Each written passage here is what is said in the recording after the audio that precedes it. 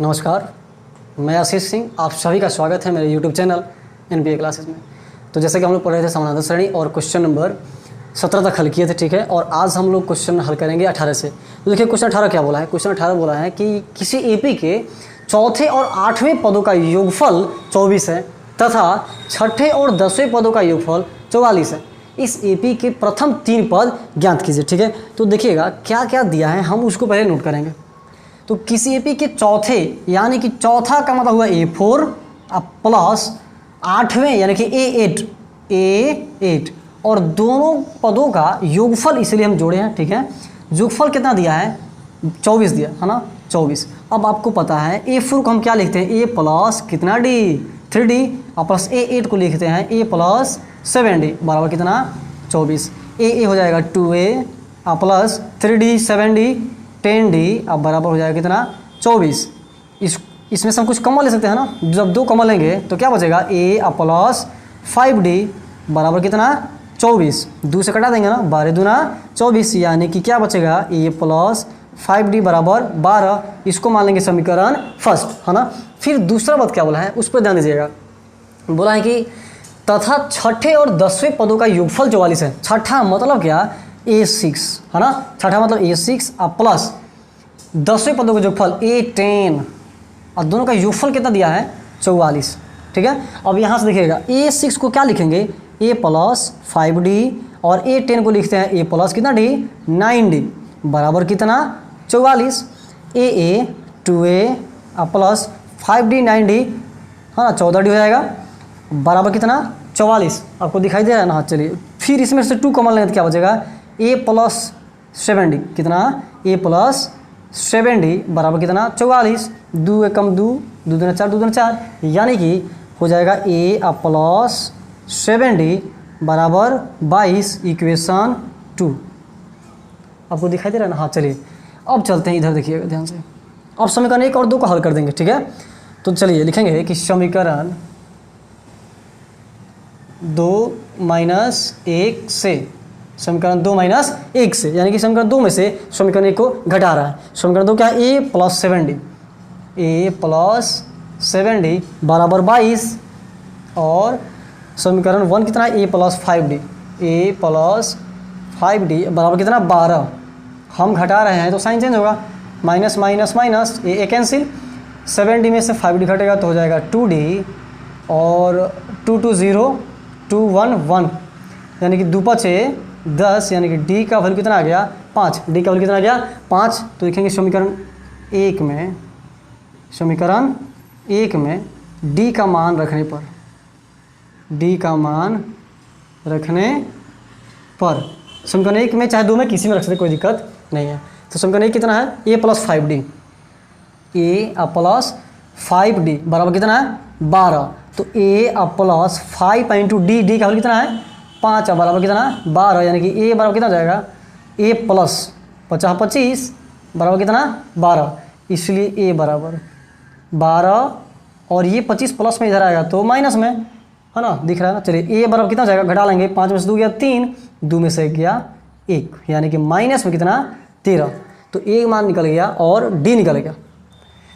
चलिए आपको ऊपर अब बना दे रहा है, दिखाई दे रहा है। चलिए इसलिए 3 पद ना, इसलिए एपी के प्रथम 3 पद, एपी के प्रथम 3 पद दिखाई। हाँ चलिए एपी के प्रथम 3 पद क्या क्या हो जाएगा? तो चलिए A1 बराबर A और A1 बराबर A और A कितना है? माइनस में 13।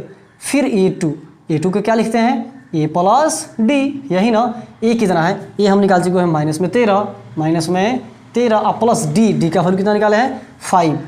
तो यानी कि यहाँ से घट जाएगा, 13 में से 5 गया माइनस में 8, ठीक है। और क्या निकालना है? एक और A3 को क्या लिखते हैं? A प्लस 2D A का वैल्यू है माइनस में 13 और प्लस 2 इंटू D का वैल्यू कितना 5।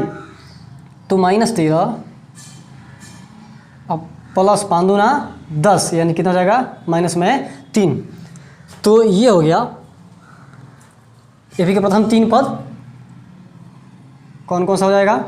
-13 है ना, -13 -8 कॉमा और फिर माइनस में 3। चलिए आप इसको नोट कीजिए। उम्मीद करते हैं कि आपको समझ में आया होगा और चलते हैं अगले क्वेश्चन की तरफ। चलिए देखते हैं अगला क्वेश्चन। और अगला क्वेश्चन कुछ इस प्रकार है कि सुब्बाराव ने 1995 में 5,000 रुपये के मासिक वेतन पर, मतलब 5,000 रुपये के महीने पे, हाँ मंथली पे, पर कार्य आरंभ किया और प्रत्येक वर्ष 200 रुपये की वृद्धि प्राप्त की। किस वर्ष में उसका वेतन 7,000 रुपया हो गया? अब यहाँ देखिएगा कि दिया है कि सुब्बाराव ने 1995 में, तभी 1995 में ना, 1995 की बात है, 95 में शुरुआत किया तो कितना 5,000 रुपया के पर मंथली पे, है ना, 5,000 रुपया के मासिक वेतन पर कार्य आरंभ किया। यानी कि यहाँ से जो 5,000 रुपया है वो क्या हो जाएगा, शुरुआत की देखिए, शुरुआत यही से क्या है 5,000 रुपया से, तो शुरुआत क्या है, यानी कि वो क्या हो गया, ए हो गया। ए बराबर कितना 5,000, कितना 5,000 रुपया, ठीक है। और क्या दिया है, पर आरंभ किया और प्रत्येक वर्ष 200 रुपये की वृद्धि हुई, यानी कि उसका डी हुआ, है ना, उसका डी हुआ, है ना, क्योंकि जैसे मान लीजिए कि अगर ए 5,000 रुपया है और पर मंथ, मतलब एकदम फिक्स है कि पर मंथ उतना ही बढ़ रहा है, इसका मतलब क्या होगा कि डी है वो, हाँ, क्योंकि डी जो होता है सब में सेम होता है ना, तो यहाँ से डी बराबर कितना हो जाएगा, डी बराबर हो जाएगा कितना 200 रुपया, कितना 200, है ना। फिर क्या बोला है कि किस वर्ष में उसका वेतन जो होगा माने 7,000 रुपया हो जाएगा, कभी ना कभी बढ़ते जाएगा 5,000, फिर 5,200, है ना, मतलब ऐसे बढ़ते जाएगा और कभी ना कभी बढ़ते बढ़ते वह 7,000 पे आएगा। तो किस वर्ष में 7,000 होगा हमें वही बताना है। तो यानी कि ए एन बराबर 7,000, ए एन बराबर 7,000। तो पूछा किस वर्ष, तो एन बराबर 8, यानी कि हमें एन निकालना है, क्या निकालना है, एन निकालना है। तो इसको हल कीजिए, लिखेंगे कि चूंकि ए एन बराबर कितना 7,000, कितना 7,000, एन का फॉर्मूला क्या होता है, A plus N minus 1 into D बराबर कितना 7,000, है ना। एक कितना है 5,000, 5,000 अब प्लस एन माइनस 1 छोड़ देंगे इंटू डी, डी निकाल चुके हैं 200 बराबर कितना 7,000, है ना। तो चलिए ऐसा करते हैं ना कि एन माइनस 1 इंटू 200 बराबर 7,000 माइनस इस 5,000 को उधर बुला लेते हैं तो साइन चेंज होगा, यानी कि माइनस हो जाएगा। तो एन माइनस 1 इंटू 200 बराबर 7,000 में से 5,000 घटेगा कितना होगा 2,000, कितना 2,000। तो आपको पता है कि 2 0 से 2 0 कैंसिल, 2 एकम 2 0, यानी कि एन माइनस 1 बराबर 10, इसको हटा ही देते हैं, एन माइनस 1 बराबर कितना हो गया 10, इसीलिए एन बराबर 10, ये माइनस 1 इधर आएगा तो प्लस 1 होगा, है ना, यानी कि एन बराबर कितना 10 है 11 वर्ष, ठीक है, 11वां वर्ष। किस वर्ष, तो 11वां वर्ष हो तो गया, कितना आसान है। चलिए इसको फटाफट से नोट कीजिए।